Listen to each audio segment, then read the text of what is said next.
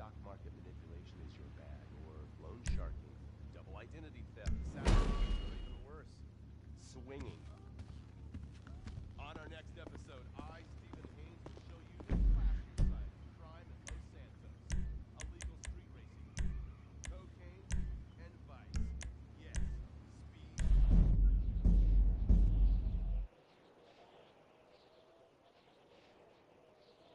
Our weapons system is up.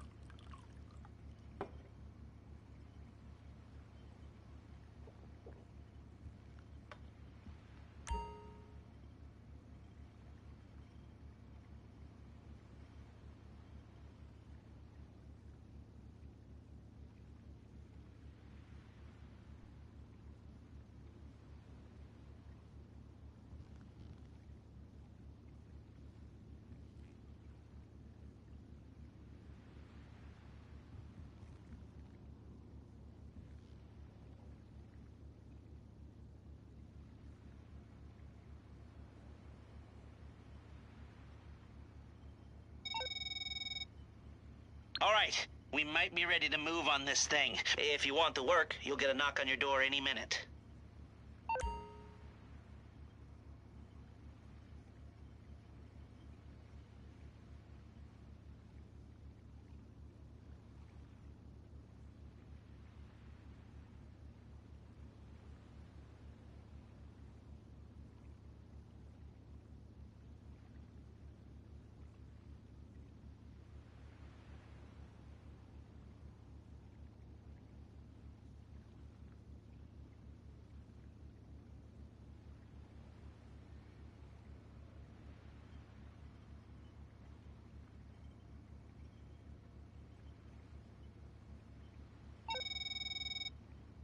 Hi there. Are you free? You want to see something that would be funny if we weren't all about to get killed? Come to my office now. Ish.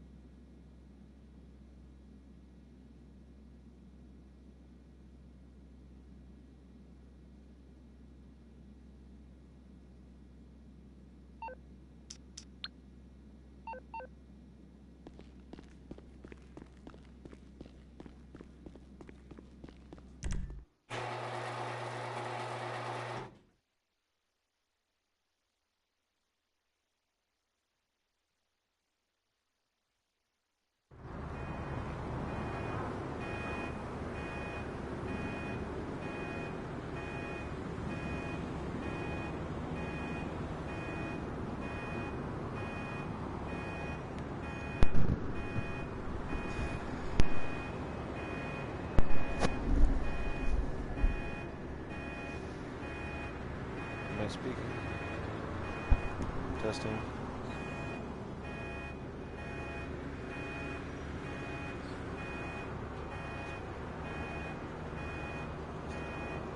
Yep.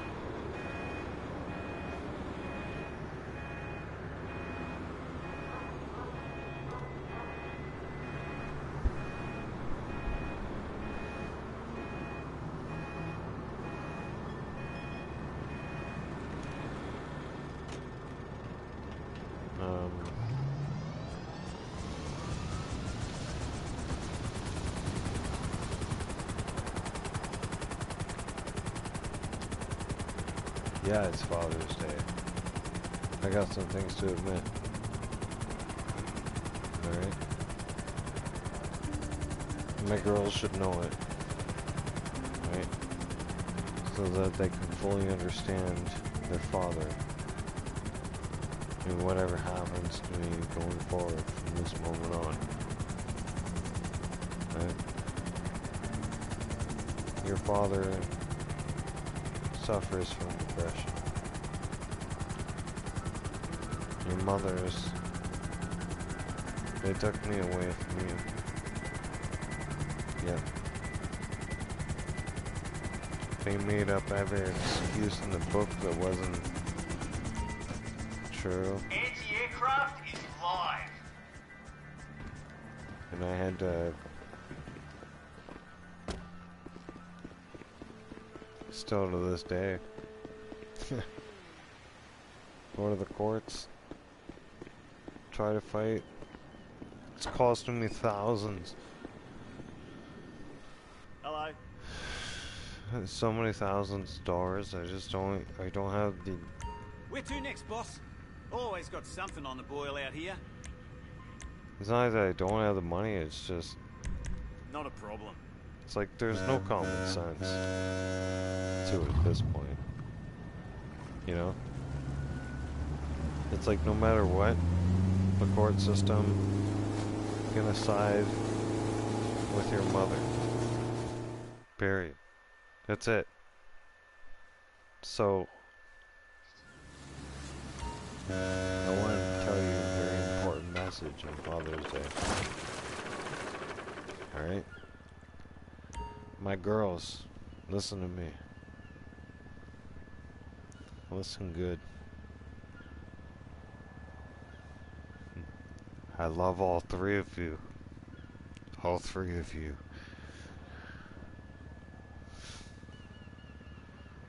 The three of you were the most incredible miracles that I got blessed with in my life. Alright? All three of you are very smart. Each and every one of you. And you're not... There's not... I never want any one of you girls to look down on your sisters, okay? Don't you ever do that. Alright? Dad wouldn't want you to do that. Just remember that. Remember that in the back of your head. Caroline, my oldest, you lead the pack. You lead the pack when I pass on. Yeah. When I'm not around anymore, right? You gotta turn around and take care of things. As I am.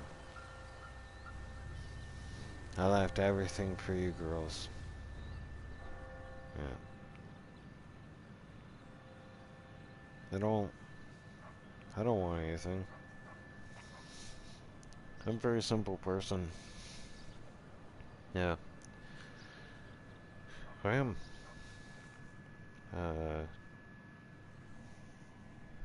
So, if you want to know how simple I am, well, I have very simple clothes. I don't even own a suit and tie because I don't believe in wearing a suit and tie. I used to. I used to own a suit and tie, and then I didn't like wearing it. Now I like wearing my checkered suit, which all Canadians would know that that's our red and white, and you know, I can go out there and it's basically like a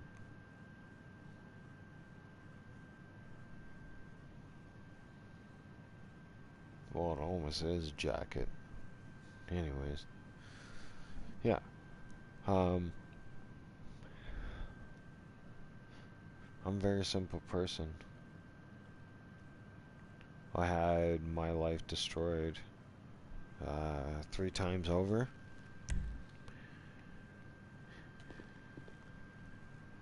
It's pretty devastating.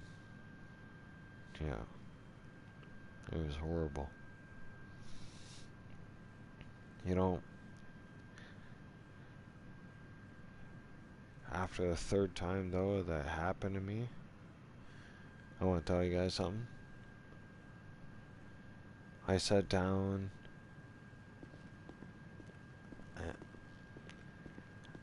I set down a policy, right? And my policy is I'm gonna get back everything that I want in my life. I'm gonna go where I want to go. I'm gonna be in the neighborhood that I want to be in. And then I'm not gonna let anybody take that away from me. I have a very strict policy. Yeah. And, you know, some of you can, you know, you can question me on the policy. You can be like, oh well, that doesn't make any sense. Okay, well let me explain something to you, okay?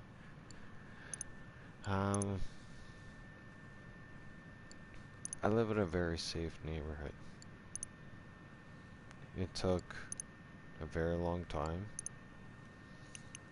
to build up to be able to live in this neighborhood, okay? And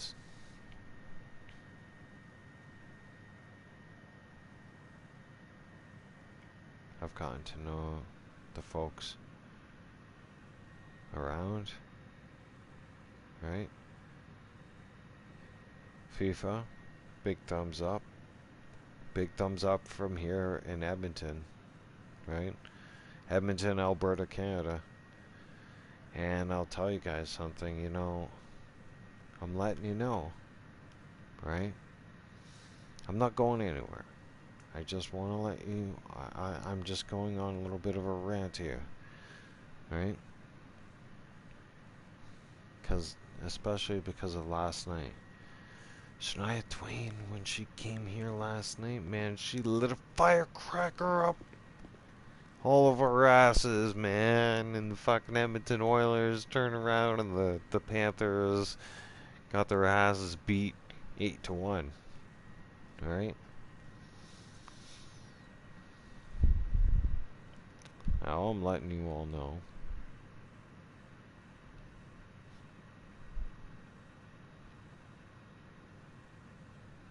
Right here.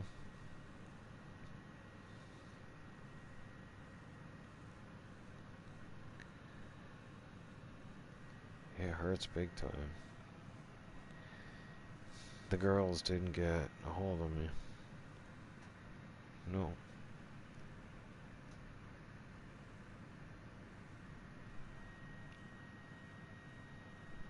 No. Not even the oldest. Or my middle child, or my youngest. Girls, I know your mom. I know your moms keep you from talking to me, but for crying out loud, I think you could try in this kind of social media age.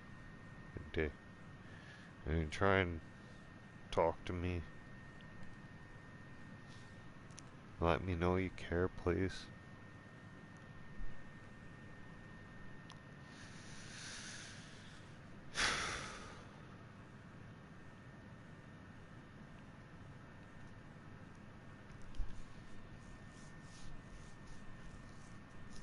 My girls.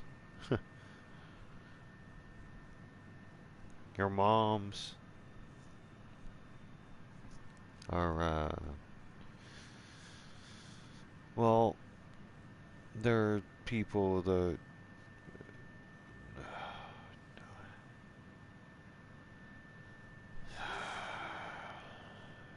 they're difficult human beings. It's not to say any of you are. No. Each and every one of you girls, I love you. I love you with all my heart and soul. Even if you do bad things, it's fine. You know? I don't want you to think that you're a mistake. You know what?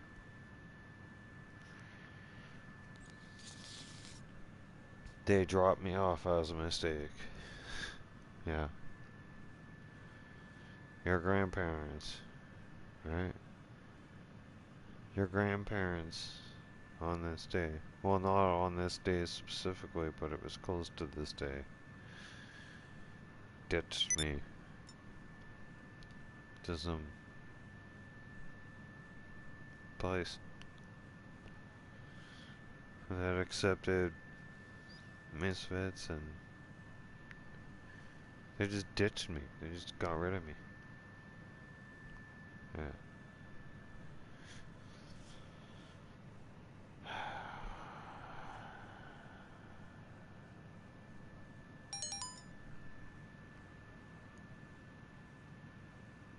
It's Father's Day. To my girls, I want my girls to know, right? I would never ever turn my back on you no matter what. Steal from me, have a drug problem, whatever the fuck it is. I don't care. Family is family.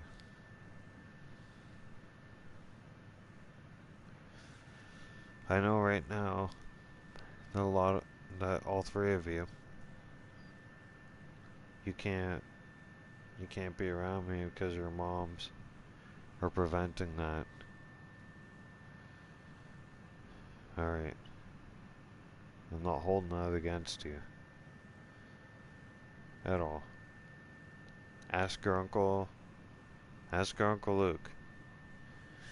Your Uncle Luke and your Aunt Megan and your Aunt Sandy and your Uncle Scott. They'll all tell you.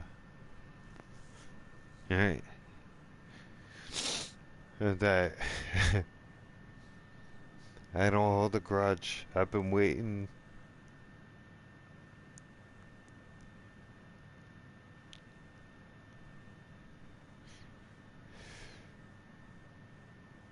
I just don't even know how I'm still alive. Up until now.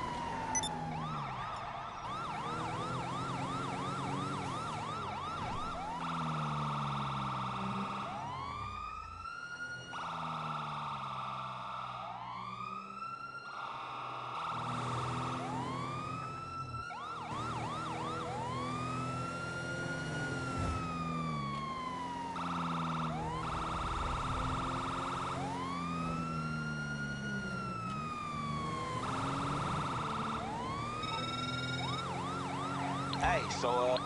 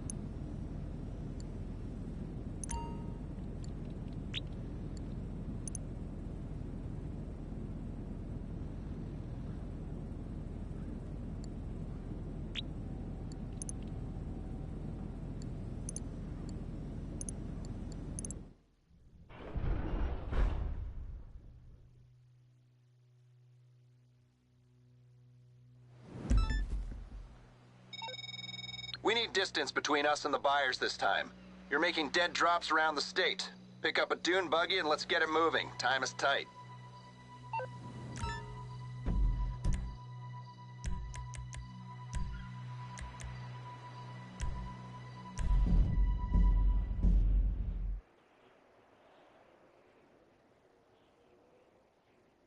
our defenses are up.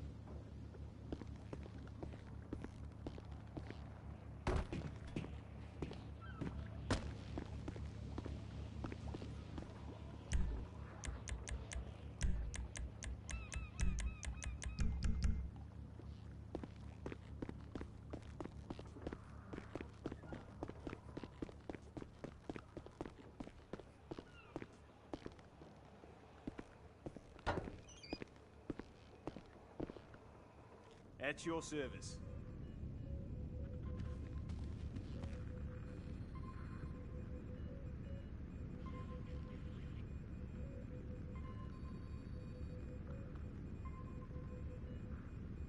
How about a celebration tonight, boss? No?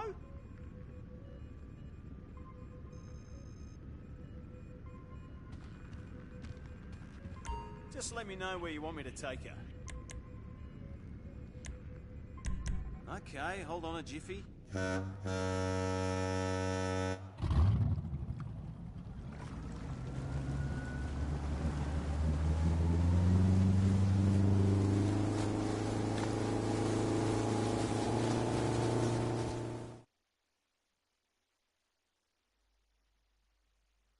Protected from aerial attacks.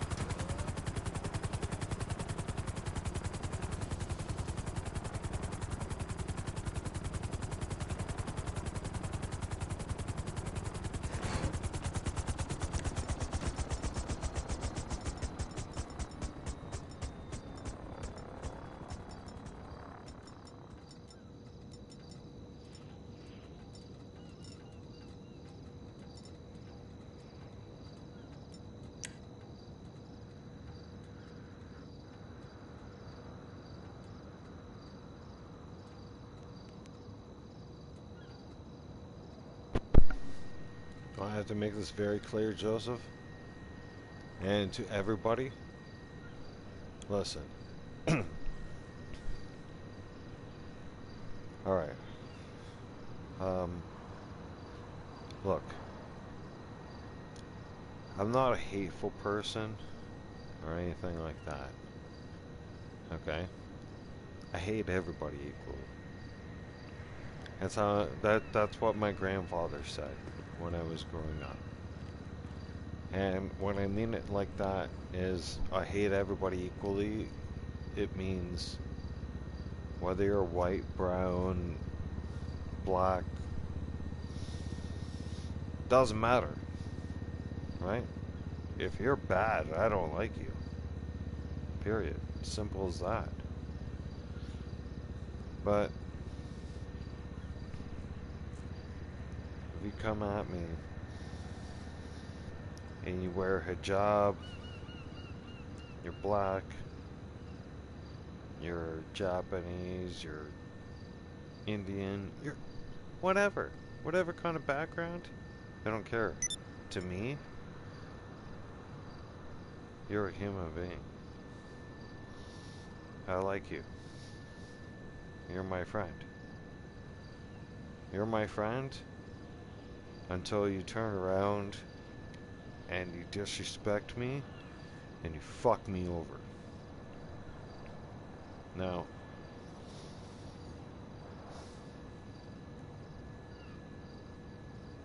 a lot of you, I want to make this very clear, please and thank you. Alright? I know a lot of you have some judgment on me. That is quite fine. You know, opinions are like assholes. Everybody has one. Right? And I told you, right? You're either gonna do one of two things on my channel. You're either gonna laugh with me or you're gonna laugh at me. Right? So, the thing that I want to express very clearly, okay, that I've been getting a lot of criticism for, because it's, you know, well, how about the fact that it's actually Men's Mental Health Awareness Month? What about that? Where, like, did we all forget about that? Did we all stop caring about that? Did we all stop caring about the males, especially on Father's Day? Did we all stop caring about the males who gave us life? Right? Like, there was a shithead individual that gave me life too. Alright? But you know what? That asshole, right, doesn't want anything to do with me. Okay? Yeah. You know, yeah. Some of you might know it's Father's Day, right? There were some people that said, "Oh, well, why don't you contact your father and wish him Happy Father's Day?" What? For what? Why? For what? Wish him a Happy Father's Day for what? Leaving me on the curb? Leaving me for nothing? And walking away from me? Oh, yeah. Sure. I should definitely, yeah, say Happy Father's Day to that piece of shit. Uh-huh. Yeah. No, I don't think so. Never. Never gonna happen. You know what? You know what happens? Alright? I went to church this morning, alright? And I was in front of Pastor Olstein, alright? And I can forgive my father. I can. I will, alright? But I won't forget what happened, what he did to me. You understand? Like, I'm not gonna cry and whine in tears about it. But I'm gonna tell you something. I will never ever forget what he did. What him and my mother did to me.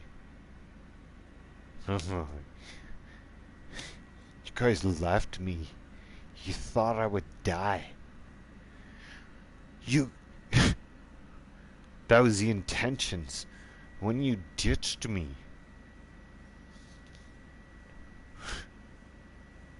And I was supposed to die. And the fact that I didn't die haunts you to this fucking day. Oh shit. That's fucked up, isn't it? Yeah. Sucks to be you. How could you do that? No.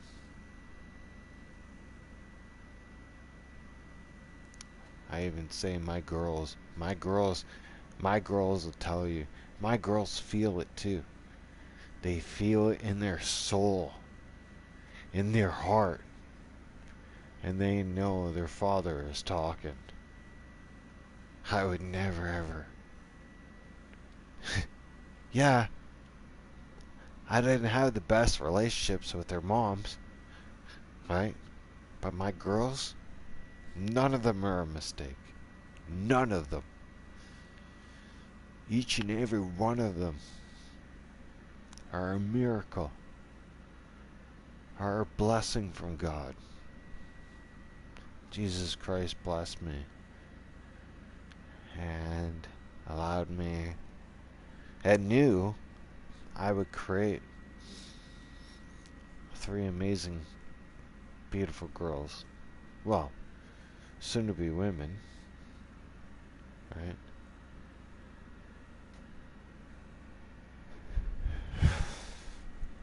I would never ever raise my hand to my children. I don't understand how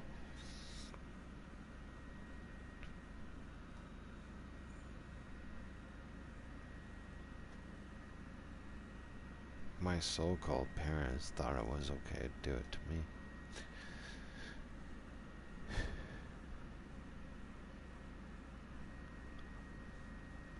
If you're,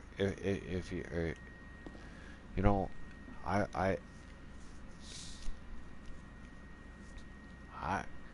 was raised, okay, to, like, outside of that abusive environment at home, I was raised to toe the line, okay, in the community, alright, and especially at school, alright, and, you know, you especially on very hot days, you check on your seniors, right? Make sure they're okay.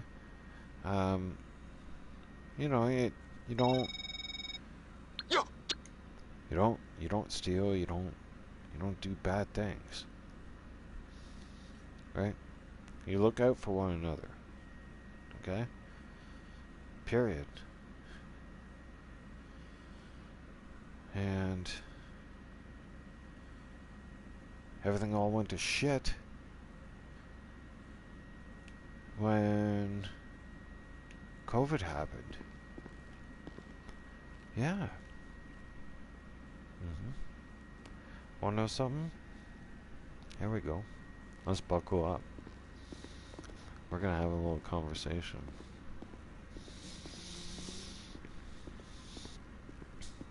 So, 2019 was one of the best years of my life. I got to see the Toronto Maple Leafs for the first time ever. Like, in the flesh, you know? In an arena, like, not just on TV, but like right, like, you know, like right there, like whoop whoop kind of thing, right? That was awesome. And then later on that year, right, just before COVID, my buddy Chris, like, me and him became really good friends, and he's a mechanic, and he's like, and he has his monster truck, and he's like, for my birthday, he's like, I got the ultimate birthday present for you. I was like, what's up? And he's like, you want to go for a rip? I was like, where? And he's like, doesn't matter. He's like, you want to go for a rip? I was like, yep. And my ex at times, she's like, she's pregos, right? And she's like, where do you think you're going? I was like, I'm going for a rip. I'm out of here. Right? It's my birthday. See you later. She's like, are you guys going in the monster truck? And we didn't give her a real answer. The only answer she heard was, down the street of Calgary. And she's like, fuck.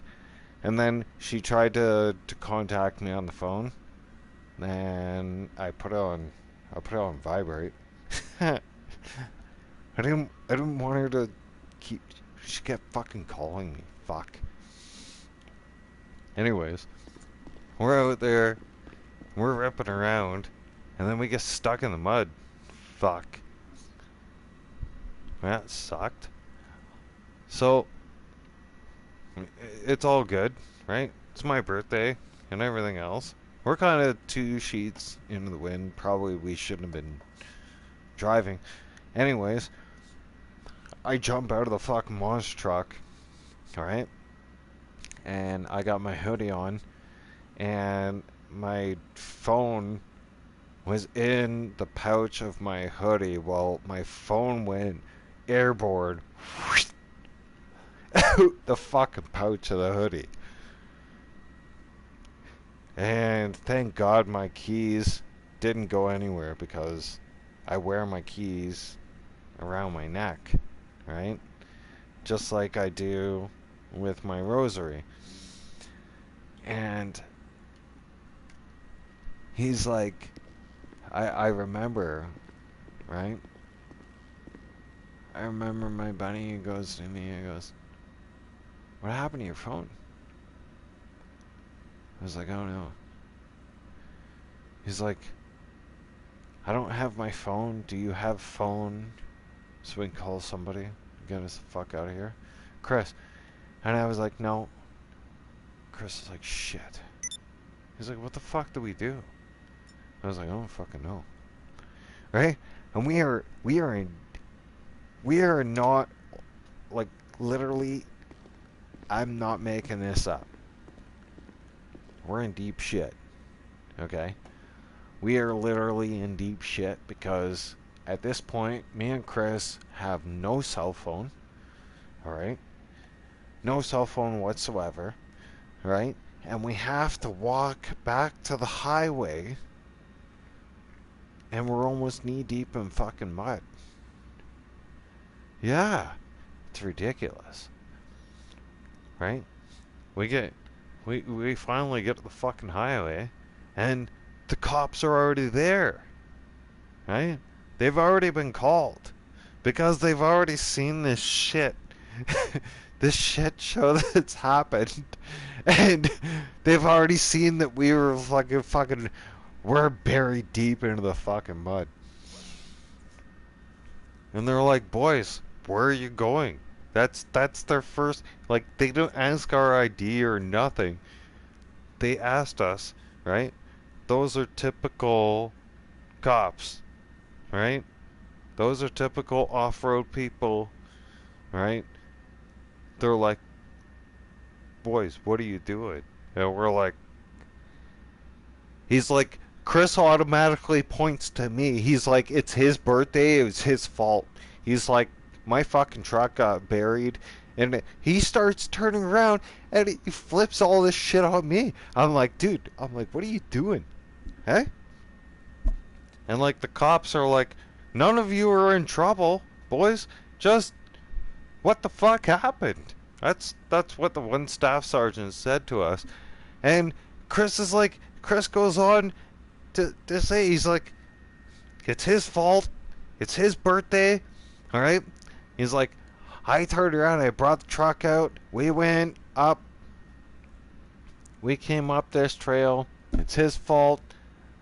I was like, it's not my fault, dude. I was like, you wanted to come up this trail to begin with. What are you talking about? Hey? And he's like, no. He's like, it's your birthday. I was like, yeah, but it was your idea. How is that my fault? I'm like, it's not my fault. He's like, seriously? I'm like, yep. Pretty much. I'm like, what do you want to do about that one? And he's like, well, I didn't think about it that way. I was like, yeah, well, you know. I was like, shit.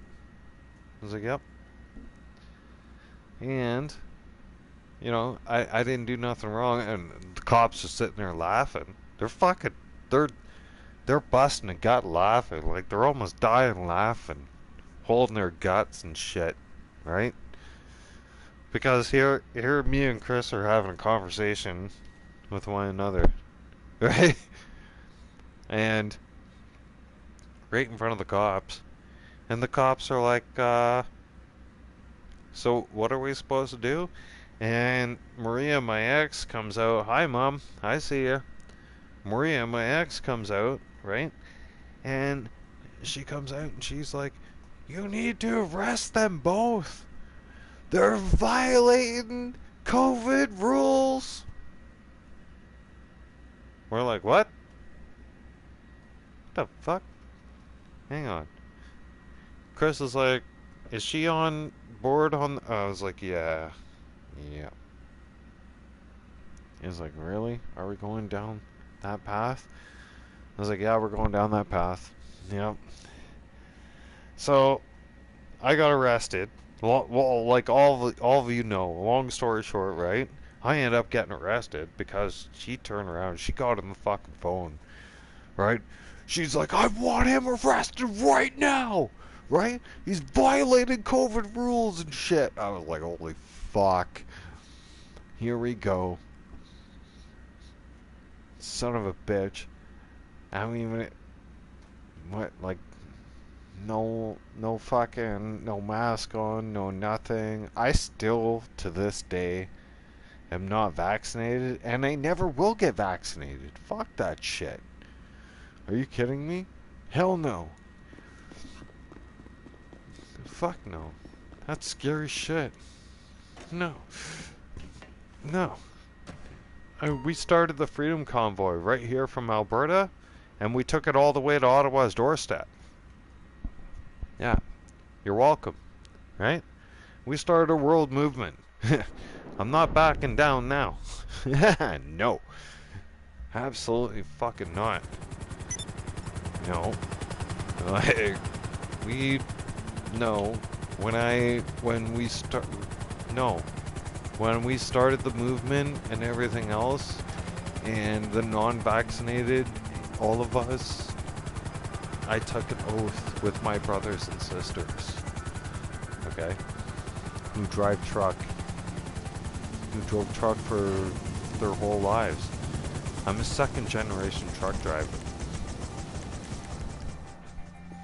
I will not go against my brothers and sisters. Said that it's wrong, and I had a feeling in my heart and soul that it was wrong, so I didn't get the vaccine. And what happened? We had our bank accounts frozen. Okay? We had the RCMP shoved so far up our ass we couldn't see the fucking light of day. Right? And they turned around and they took our jobs. They took our jobs from us because we refused to get vaccinated. How is that fair? How is that fair? How is that for freedom? No, Donald Trump, okay, and Pierre Poilievre, those two are for our rights and freedoms. Those two will allow us to express our rights and freedoms if we want to be vaccinated or non-vaccinated, and if we want to have our freedom of speech, okay? Because I will remind some of you, alright? And most of you have already been reminded by now, right? World War II was not fought for nothing. You understand? That was our rights and freedoms. Do not piss on our rights and freedoms. Do not piss on our ancestors. Do not piss on your grandfathers and grandmothers and ancestors who laid down their lives for our rights and freedoms. Do not piss that away. because I will gladly make a fucking stand about it and start a shitstorm. Alright?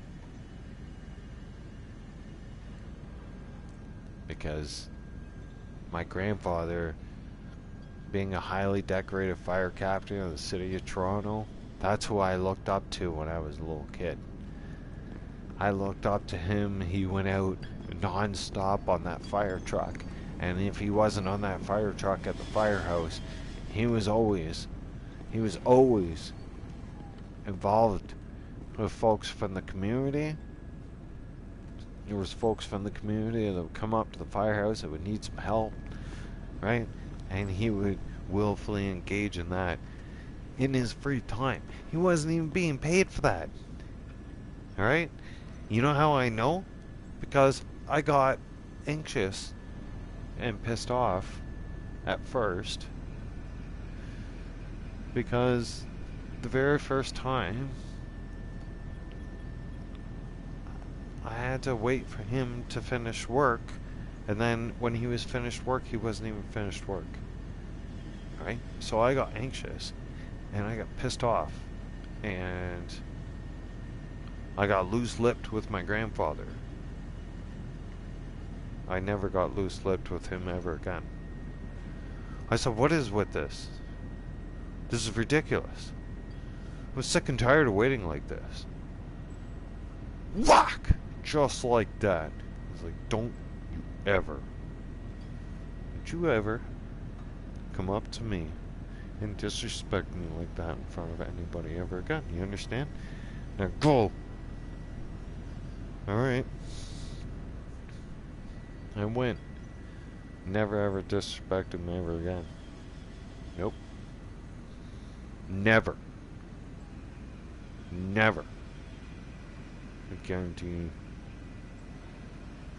But I observed everything that he did as a person, as an individual, and how he gave himself back to the community. I admired that. I loved that. I was like, oh, I want to be like that. I want to do that too. I want to get back to the community. I want to do that. That's very humbling. That's amazing. I watched my grandfather do amazing things, and I watched how the community embraced him and loved him. It was insane. It was just, it was different. Very, very, very different. They didn't look at him as God, but they looked at him as a savior, as a person who actually gave a shit and cared. Yeah. We're all business today. The guns are in an insurgent. Get it to the buyers and your job is done.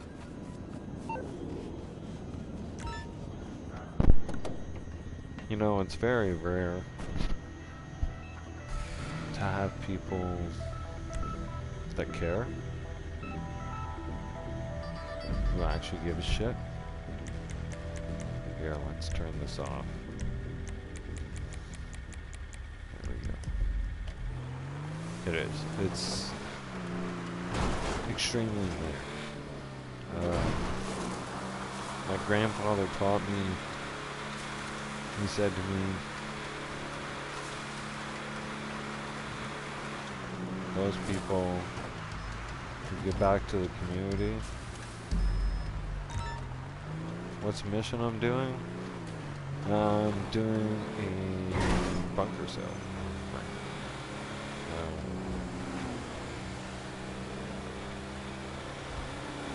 You always, my grandfather said to me, because I was embarrassed for one day, because he, like after Bible study, he told me to share the word and share what I learned from Bible study, and I looked at him and I was like, I was kind of embarrassed. All right, I'm telling you all the truth, right? I don't lie about anything, right? I'm a straight arrow, and I felt very nervous I looked at him and I was like, Papa, I was like, they're gonna, they're gonna laugh at me, Papa. And he's like, my son, they're not gonna laugh at you. And if they do, then they're not true believers. You see, when you share Jesus Christ's name out there with others, you're protected, you're shielded. And the only ones that will laugh at you are the ones who are non-believers. You understand? Don't worry about that. Okay? You will have non-believers, and they will laugh at you. And be strong.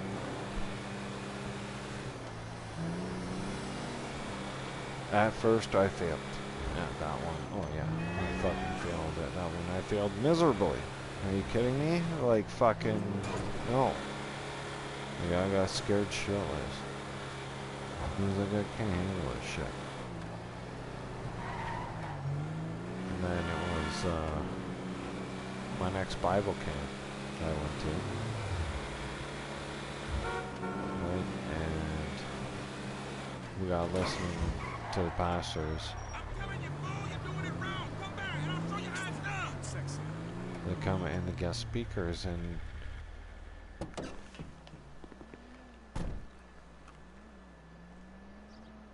it just made you feel embraced. Like there was that you could feel the power of the Holy Spirit if you have the Holy Spirit, if you ask the Holy Spirit to be in your heart. Alright? The Holy Spirit can't force itself to be with you. You understand? You have to... I know it sounds cliche, but it really... God is always there. God is always on the doorstep with us. Okay? The reality is that God cannot come into our hearts if you don't ask God to be in your heart. Yeah. That's why your prayers don't get answered. That's why a lot of you, you know, you wander around and you're like, damn it, I prayed for this, you know, God let me down. No, God didn't let you down. How? How did God let you down? God didn't let you down. You know how God let you down? Let me explain something to you. Let me hit you with some facts. Alright? Most of you have lost your faith with Jesus Christ. Yeah. You lost your faith with the Bible and everything else. You go along your business, your day, and then all of a sudden something terrible happens in your life. Do you know how embarrassing You start praying. You start praying right off the bat. Right? And it might be a loved one in your life that you're currently losing right in front of your eyes. Or You're through to your garage. You it's something need me that to you bring you a can't ride? control. I'll get back to it then. And it shouldn't be happening. Well, you don't think it should be happening, but it's happening. And as it happens, What you need, boss? Some wheels? I can bring them round. and that person eventually It's coming at you. goes away. Is no longer there for you anymore. And you get mad. You get angry. And you say, Lord, why? Why me? Why? I asked you not to do that.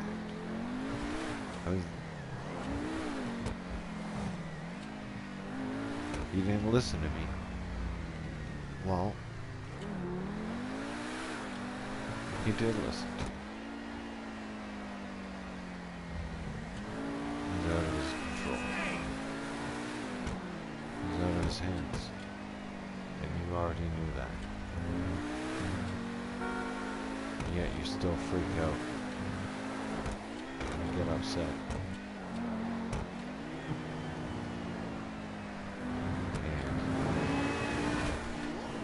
The Lord turns around and reminds you, if you don't have me in your heart, how can I answer your prayers? How do you want me to be there for your prayers on demand? I could be there for your prayers on demand, and you wouldn't have to pray and be in that situation in the first place if you only had me in your heart to begin with.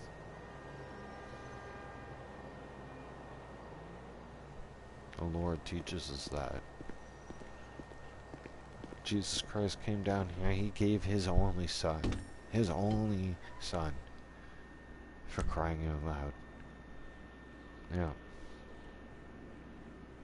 And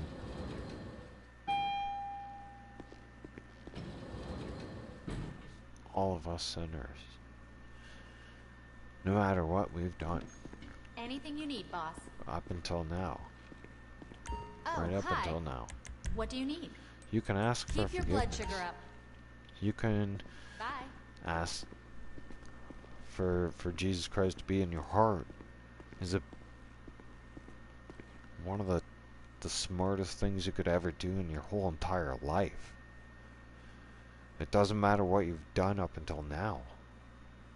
Sorry, I don't got time for pleasant. The most Just horrible get the job things. done. Right? If you bring God into your heart,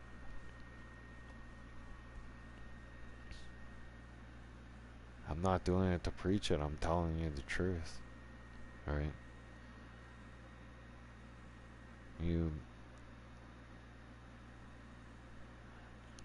I was one of the most horrible, ruthless people. Yeah, I was bad. I was really bad. Really, really, really bad. Yeah. I was on a really bad path, and I did a lot of bad things for many, many years. And I went against God.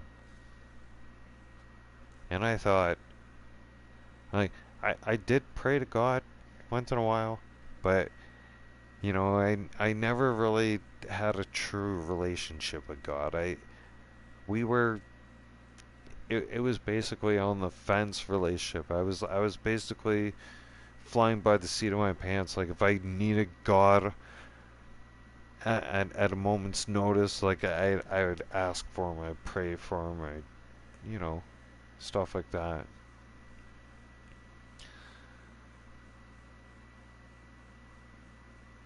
And then one day I lost everything. I lost everything. My life, my home. I had $1,900 in my bank account. That was it. I was standing on Marlborough C train platform in Calgary. And for those of you who don't know what the C train is, that's you know, the light rail transit. It goes about 80 kilometers an hour. So I was timing it as it came into the station, and I was thinking to myself, well, I could just, if I the next train. And I kept saying that to myself. I was like, the next train, the next train. I was like, the next train. And I was like, I just step on the platform, and it will hit me so fast I won't feel it. You know, everything will be fine, right? Like, and I'll be gone. But then I realized to myself, I was like, hold on a second. You know, you're a father. You have 3 girls. You know? What? You can't. You can't just leave them. You can, but you shouldn't. What? Oh, I don't want my girls looking at Dad going, well, Dad was suffering from mental health issues and stuff like that, and he ended up taking his life. And he's no longer with us. No, I want to be with my girls. Yeah. I want to be able to be there for them when they get married, when they have kids. I want to be a grandpa, you know. I want to be able to see their success in life and know that I stood for a purpose on this planet, you know? And no matter what the life struggles throws at you, you don't give up. Anyway, the one thing I really go against, and I really want to say this right now, okay, is the Trudeau government. Well, they have this policy, right, that they're trying to push in the House Commons, right, for assisted dying. Yeah, isn't that scary? So if you're depressed and if you don't like life anymore and you just want to die, well, you can just basically sign up on a piece of paper and get on a waiting list to die. But they'll fast track you for that one. And they'll quickly put you under the needle. Like, that doesn't make any sense. How come you're not addressing it's like they're policy issues to things where they want to, how do you solve the drug crisis? Well, we're just going to legalize more and more hard drugs and give them a so-called safe place to come and use those hard drugs. What? How the fuck does that make any sense?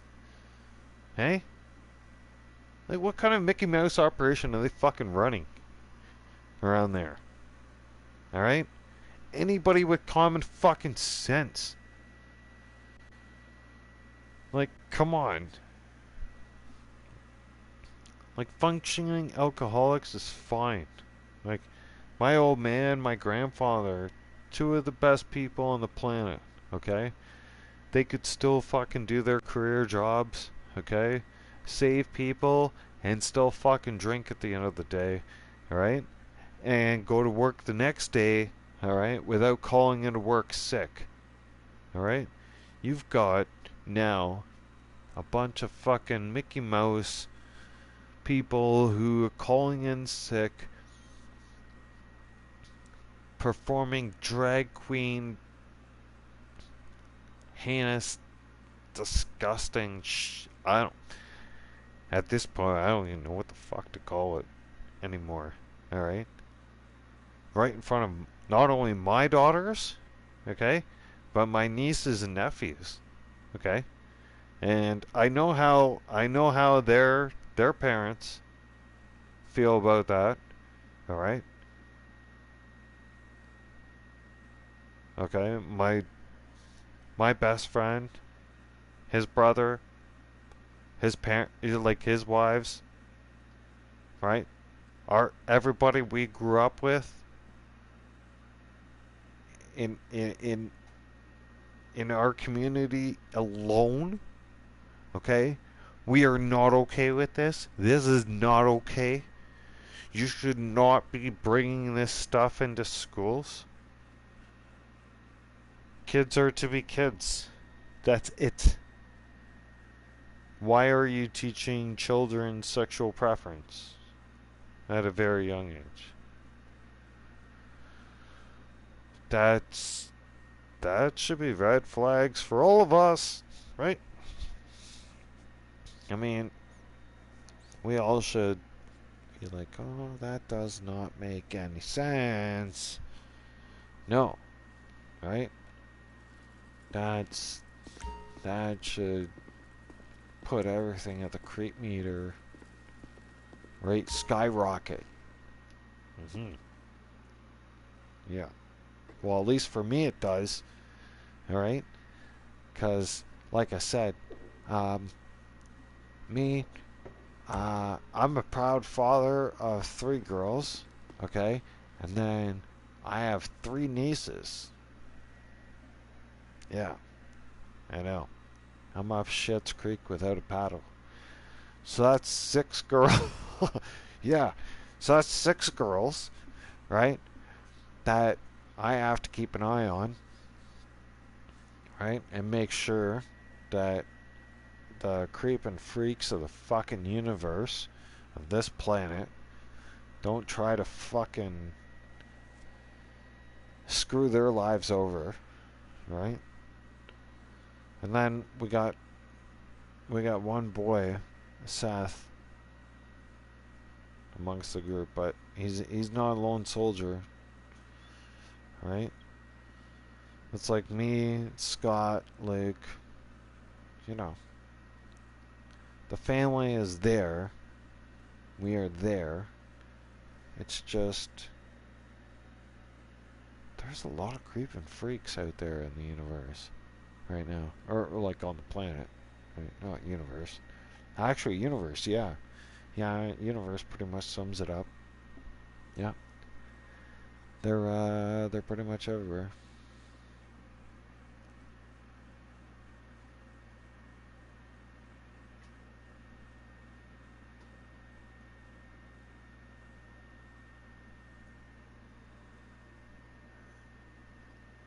You don't even make any sense. See? More of the lefties losing it, everybody. AV. Cheers. What are you drinking? I'm drinking beer.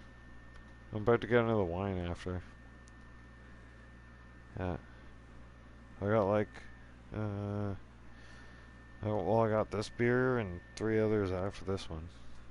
It's Happy Father's, whatever the fuck. Yeah. It's Happy Father's Day. Brandy? Oh shit, yeah. There you go.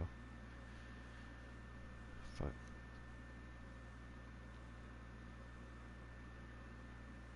Oh, okay. I remember. Because here I am trying to think of the last time. And I think when you mentioned that you were drinking brandy the other day, or I think it might have been yesterday, and it kind of brought me back, and I was trying to think of the last time, when the hell did I last touch brandy? And the last time I touched brandy was 2017 when I was in Lethbridge, and I was moving a customer from Lethbridge into Montana, right?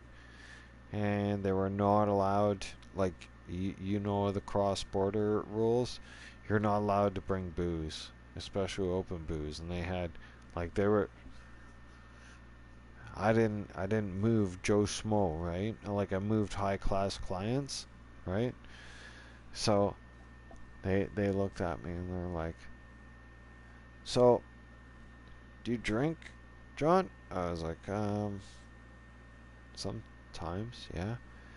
I'm like, well, take that. all that. I was like, are you, like, that's expensive stuff? And they're like, no, no, no, just take it. It's okay. It's fine. Oh, fuck. V, what kind of brandy you drinking? Like, seriously? Like, I've drank brandy before that could burn your insides. And then some. Yeah. Like, the one time I drank this one type of brandy that literally it felt like it burned my throat, my stomach lining, right down to my nads. Yeah. Yeah. That kind of weird stuff.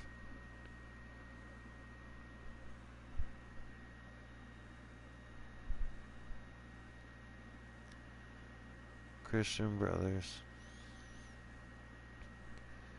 Oh, okay. So is that that must be oh, fuck. Make me fucking Google everything, goddammit. Shit. Sorry, Lord. It's your fault.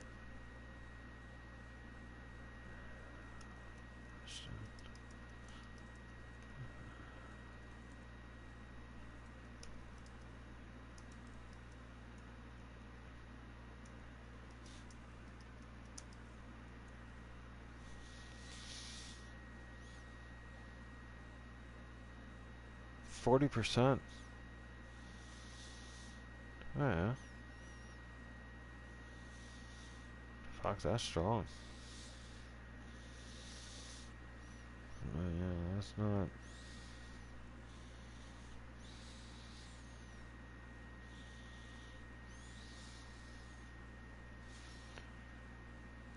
Oh, you're drinking some pretty strong stuff there. Uh-huh, uh-huh.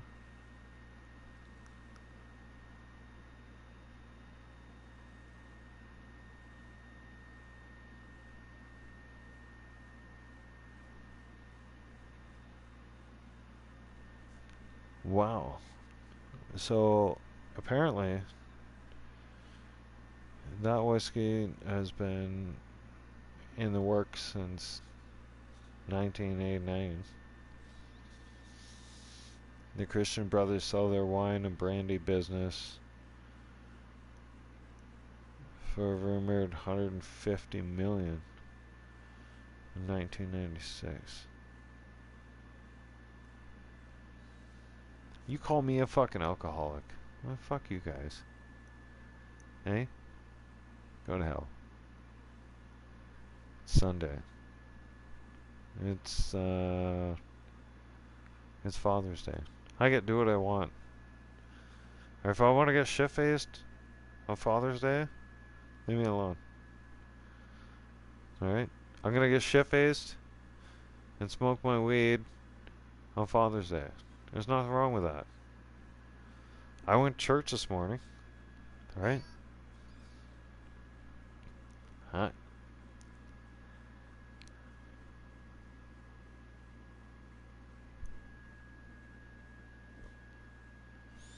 Happy Father's Day, Agent.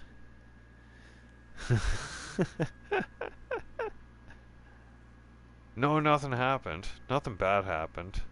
No. I was just explaining to everybody that I was at Lakewood Church this morning. Right?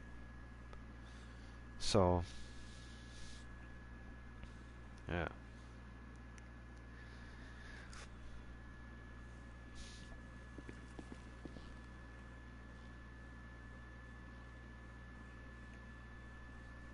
Oh, wait.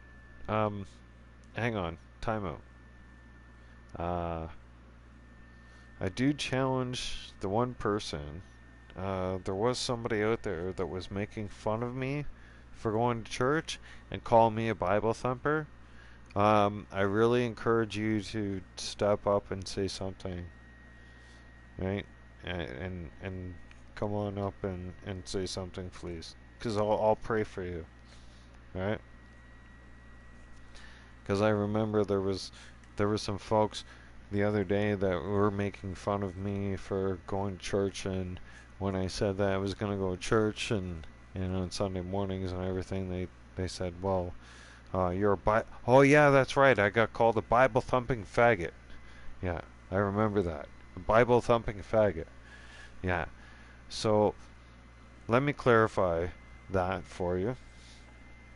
Number one, okay, Jesus Christ, okay, does not allow or condone gayness, period. Alright? And just to give you a very brief description of some scripture here, just so you know, God made Adam and Eve, not Adam and Steve. And not Adam, or not even Eve either, right? It was basically, this is the basic fundamentals of the working world. God made Adam and Eve. That's it. Okay?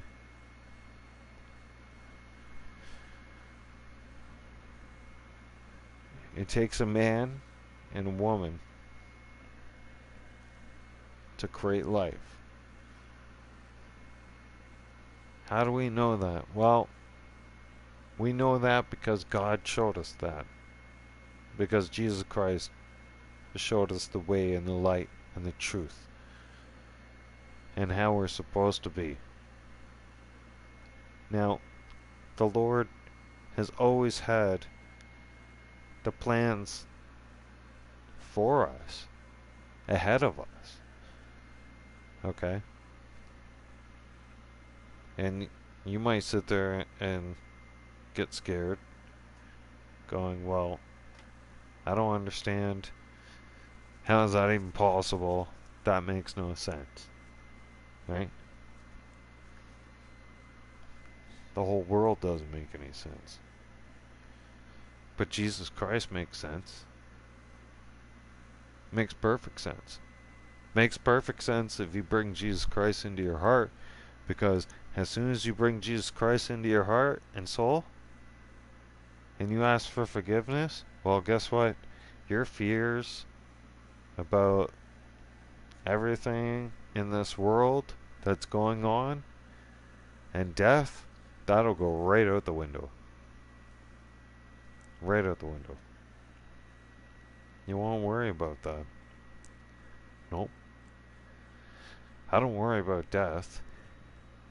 I miss my girls. I really want to see my girls. It hurts big time. That's my main goal. But I was asked a few days ago, you know, I was some random person on the YouTube, wasn't even a fan or anything like that, just some random person came on there and is like, aren't you afraid of death? Right? Death is gonna take us all, and blah blah. And I said, no. No, I'm definitely not afraid of death. No. I said, I got God in my heart.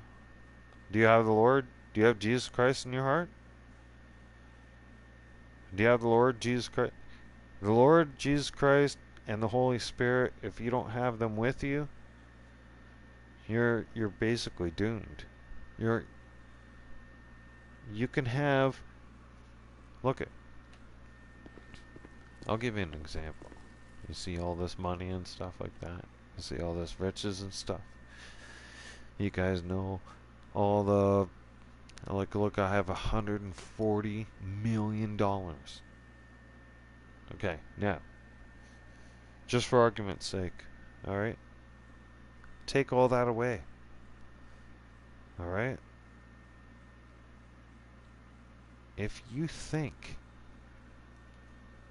let's just say I don't have God in my heart. Let's just say I don't have God in my heart at all. Alright?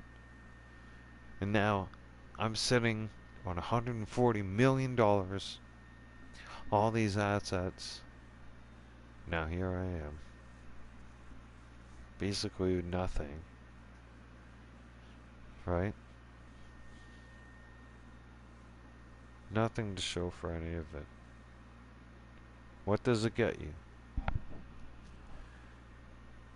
It can get you fame.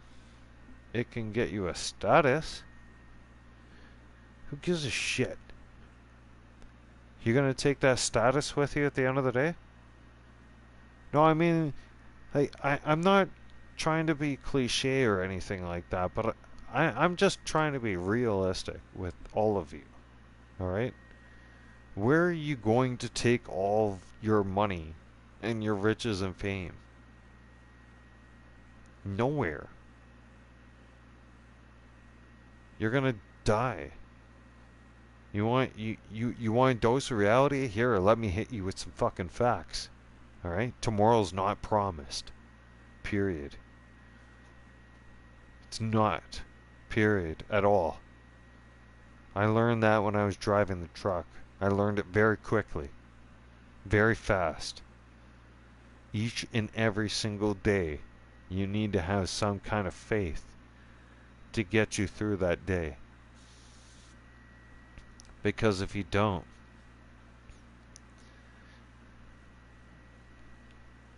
when Satan comes knocking at the door to take souls, yeah, listen, if you're not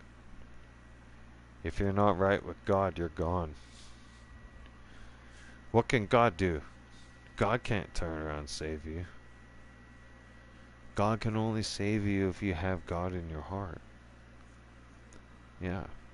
If you don't have God in your heart, you're screwed. I know that sounds very cruel. Alright? But that's the facts. That's reality. Okay? You can scream out to God as much as you want and say, God, why? Why did you do this? Why? Why?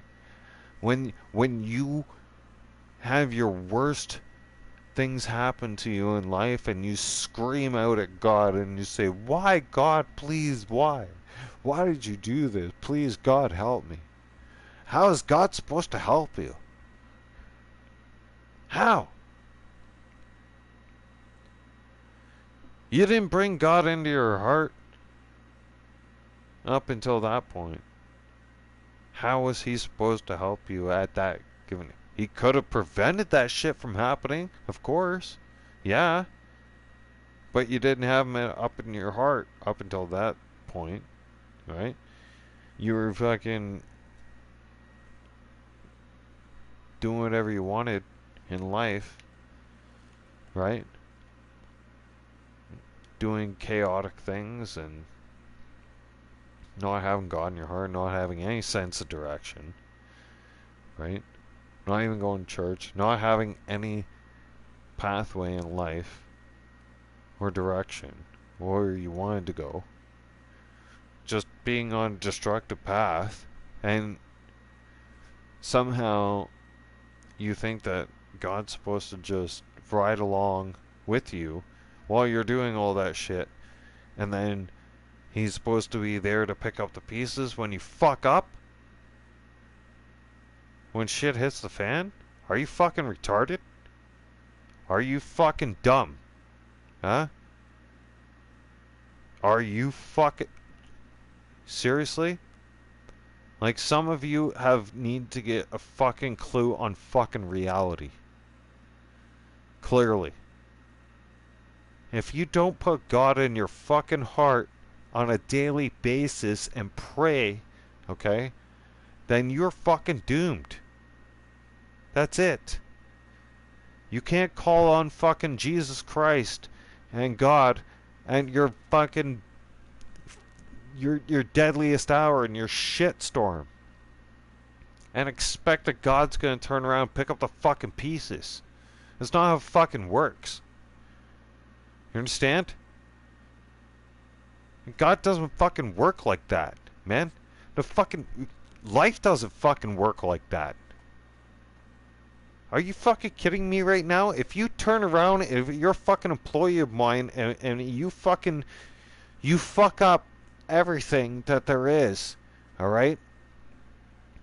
In my place of business, okay, and then something crashes down and fucking hurts you in the warehouse, and you go crying for help, you think I'm gonna be the fucking first person to fucking come there for your help? No! You caused me problems, you cost me money, you fuck the dog, you fuck everything up. Why the fuck would I come to your rescue? Alright? Why the fuck would God come to your rescue if you don't put him in your heart? God gave you fucking life. God put you on the fucking planet. Alright? You need to understand that. You need to put that front and center in your fucking soul, in your mind every fucking day, and thank him every single fucking day for being alive. Every single day. Right? After that, make your fucking bed. Then you can make your coffee, you can get whatever the fuck you want after that, but pray to God, make your bed, and then carry on with your fucking day. If you don't have God in your heart, you can't expect him to be there for you. Can't expect him to be there for you in your dire time of need. Simple as that. Common fucking sense, man. Seriously. We're not dumb. And Mom, I'm switching over to hockey here soon. Right? As soon as I finish up with this little rant.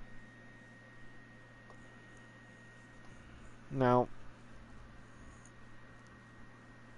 when I went to church this morning,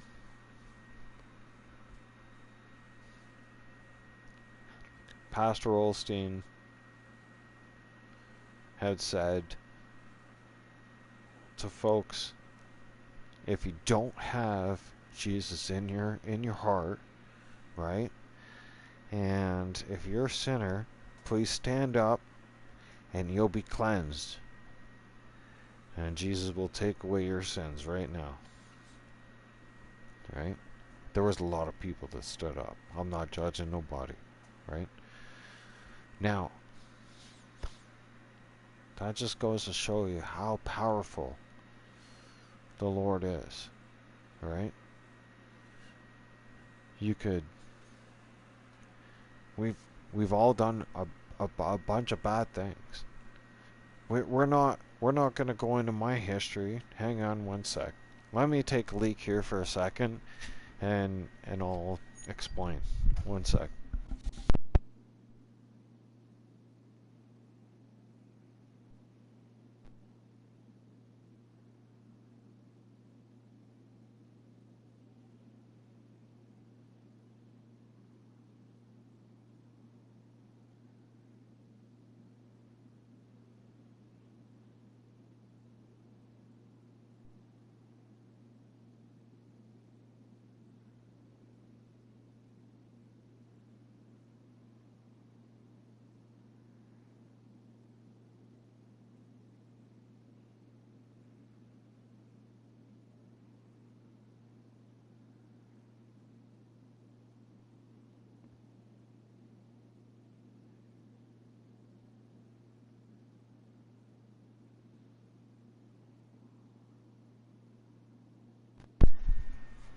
Alright. Thank you all for waiting. I feel relieved. I can only hold it in for so long. Right? I love drinking my beer, and I can hold it in and talk, but...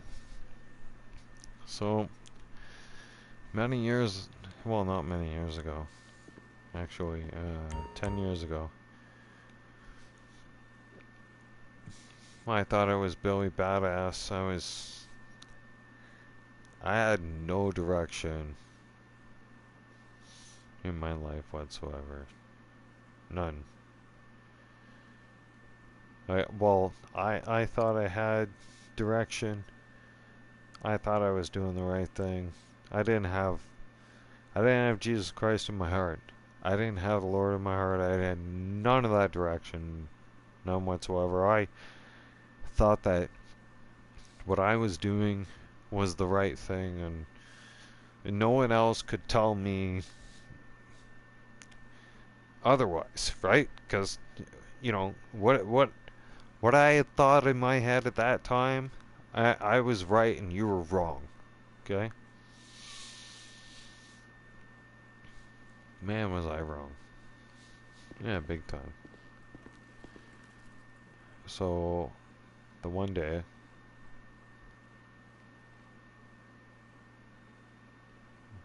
my oldest daughter and ex-wife at the time had left, and so I was drunk at the time. It was a weekend, just like now. It was Saturday, and I just got the house. I'd only had the house for about 8 months. Anyways, I went to the liquor store, I'd go back in my house, right? And I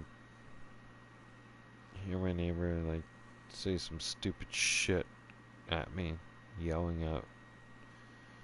It's like, the fuck? What the fuck you talking about? Right? I go outside, and he start lipping me off, and he's like, look at you. He's like, fuck, you're drinking right now. He's like, that's why your fucking wife and daughter and everything. And he's just started going off, and he started saying shit that was really getting on my fucking nerves. I was like, dude, you better shut the fuck up right now. If you don't shut the fuck up, I'm gonna fucking shut you up. And he's like, you want to shut me up? I was like, dude, alright, that's it. I was like, you're gonna fucking get it. He's like, what are you doing? I was like, I'm going to my house. I got something for you. And he panicked. He fucking called the cops. He knew what I was going for. I was going for a 9mm Beretta. Yeah. So, I went for my 9mm. By the time I got my 9mm, I didn't know who was at the door. It happened so fucking fast. Right? It was like, boom, boom, boom, boom. And I should have thought in my head, but I was fucking drunk. Like, I had already been drinking that day, and I was still drinking. I was like, the fuck? I was like, get the fuck away from my door, asshole. I was like, you're gonna get shot, right? I fucking opened up my fucking door. Like, I'm in, like, you gotta understand, okay, so in my house, there's the sunroom, okay? So there's the front of the house, and then there's the sunroom. Like, a lot of places in Ontario, they have sunrooms and whatnot, like at the front of the house and shit like that. And so we do that, and they're like, drop it. I was like, what? Because I opened the door, and I didn't know who the fuck it was.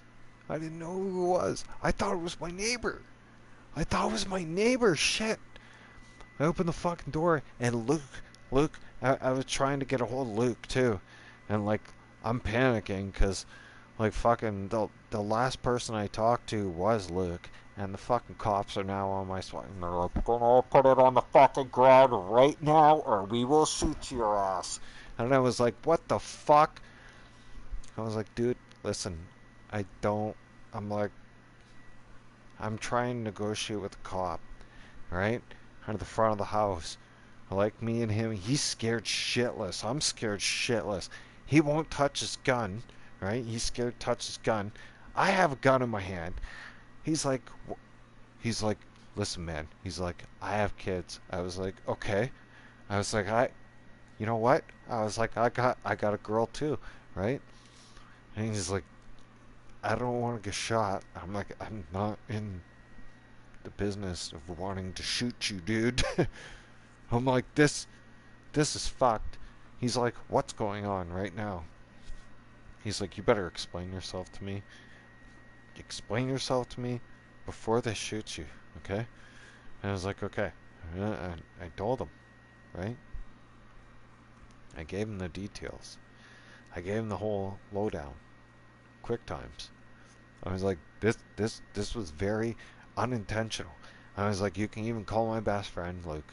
I was like, this was all unintentional. I was like, my neighbor turned around and provoked me, right? And I said, I didn't, like, this isn't, I was not trying to go out and harm nobody, right? They believed me because I was telling the truth.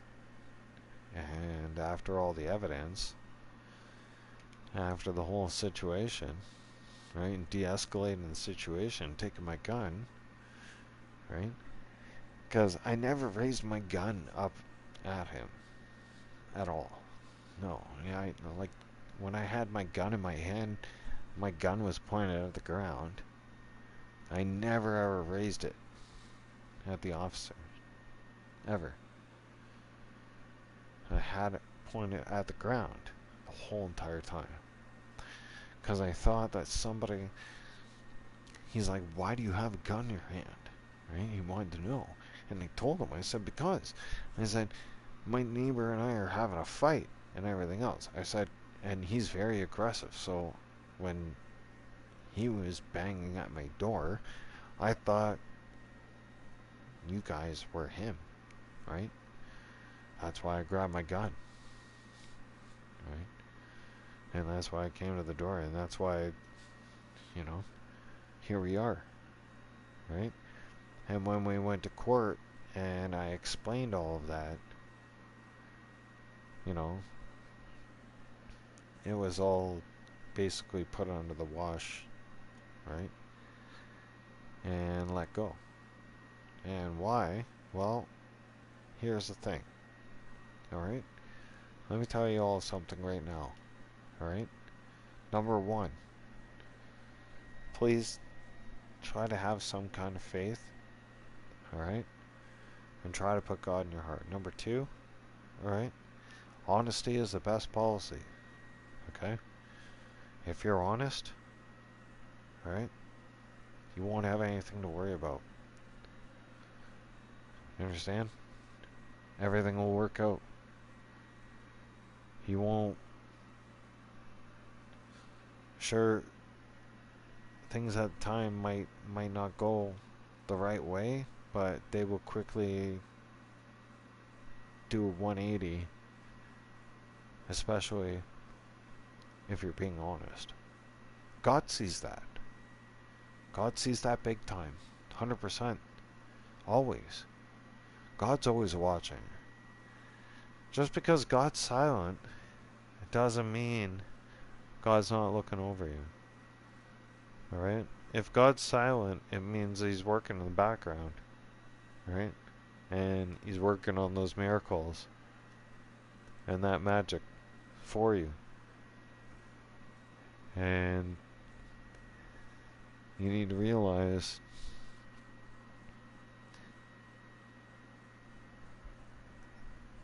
God will always be there for you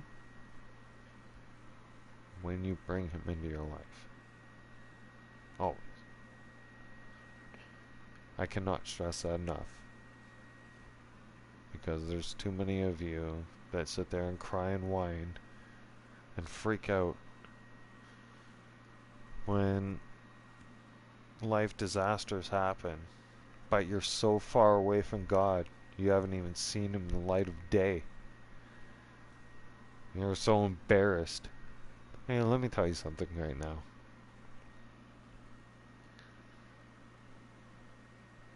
If you're embarrassed to talk about God, and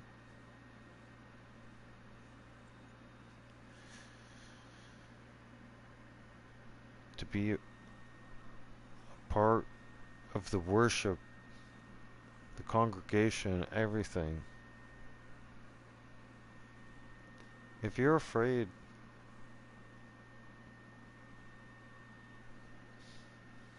to say that you're a part of that, then why are you freaking out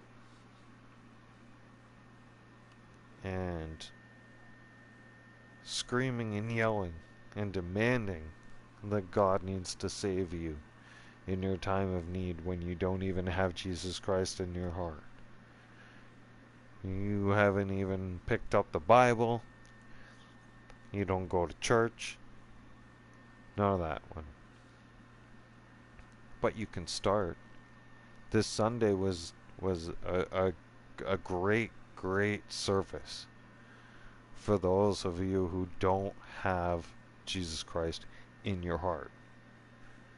And if you don't, and you've been sinners up until now, guess what? You can be saved. Big time. Yes. I'm not even kidding you. All you have to do is bring God into your heart. You got to bring Jesus Christ into your heart. You bring Jesus Christ into your heart, your life will change. It will be changed. And then some. I sinned for, oh man, so many years. so many years. Yeah. And there was times when I was driving the truck where, yeah, I did have God in my heart, and I asked God to be in my heart. And when I was driving through certain mountains and stuff like that, and I was scared shitless. But I was never, ever as close to God as I am now. In the last couple of years, in the last 2 years, to be exact, alright? My relationship with God has been built up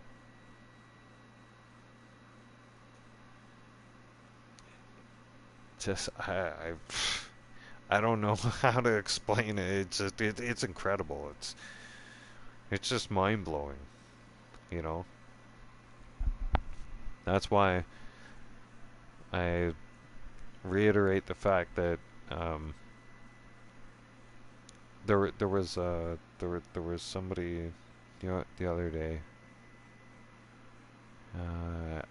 It might have been yesterday. I'm not sure.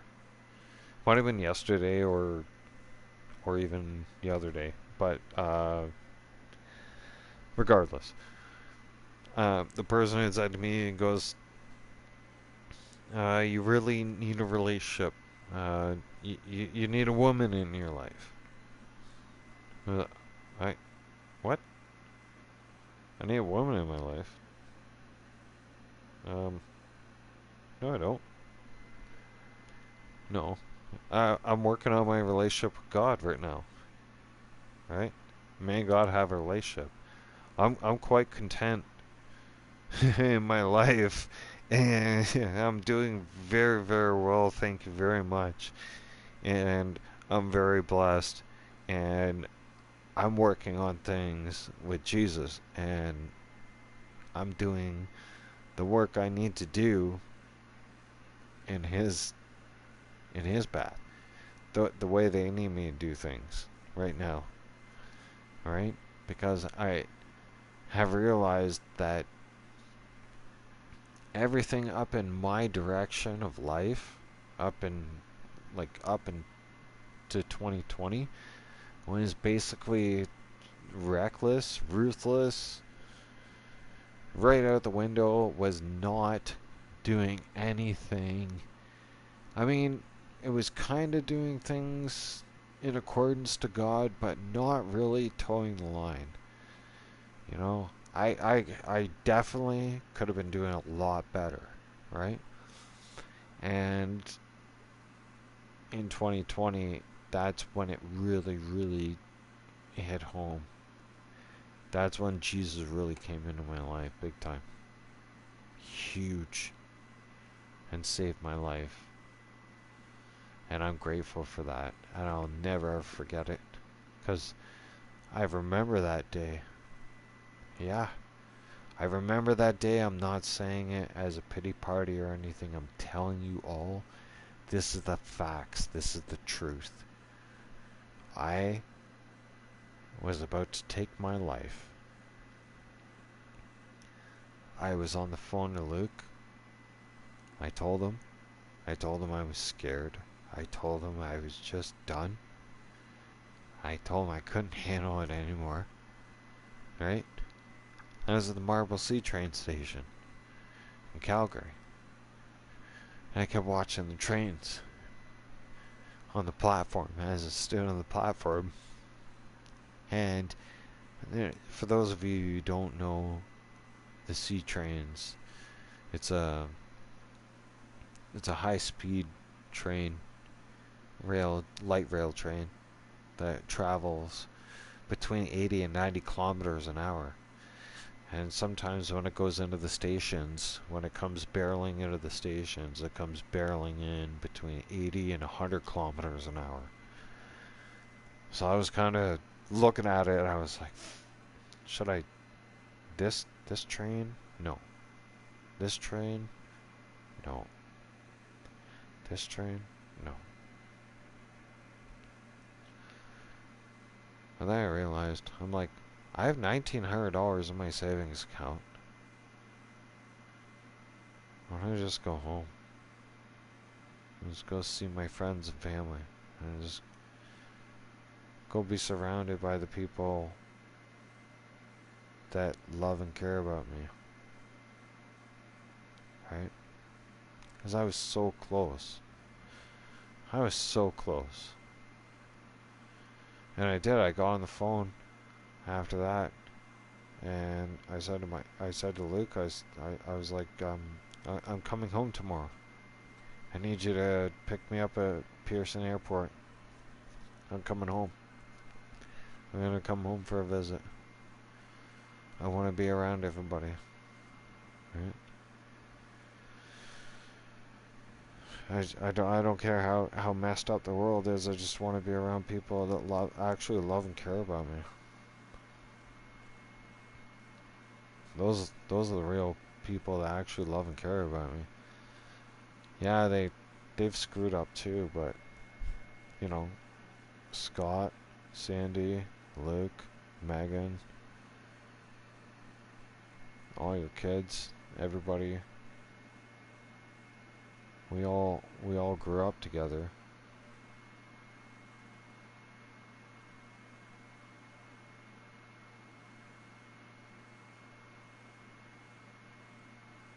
You know, thank you. Just thank you for everything. You know, it's Father's Day, and I'm kind of alone. It sucks, but it is what it is. I'm not complaining because I've had to do the Thanksgiving and Christmas and my birthday alone. Just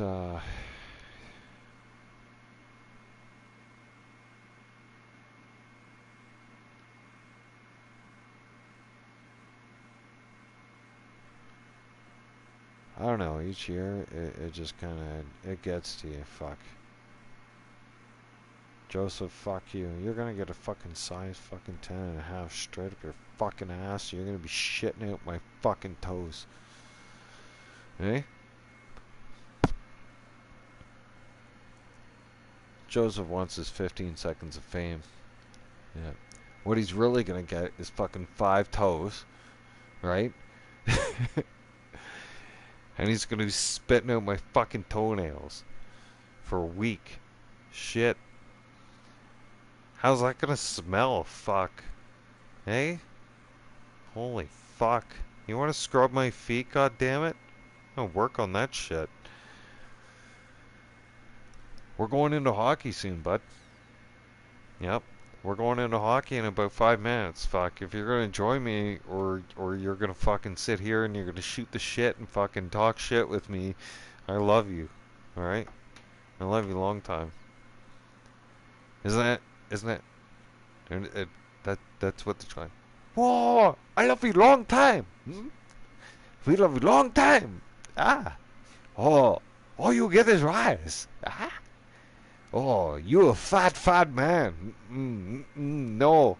You get no. You get out of the restaurant right now. All you get is rice. Ha ha. Fuck. I'm going to hell. I'm going straight to hell.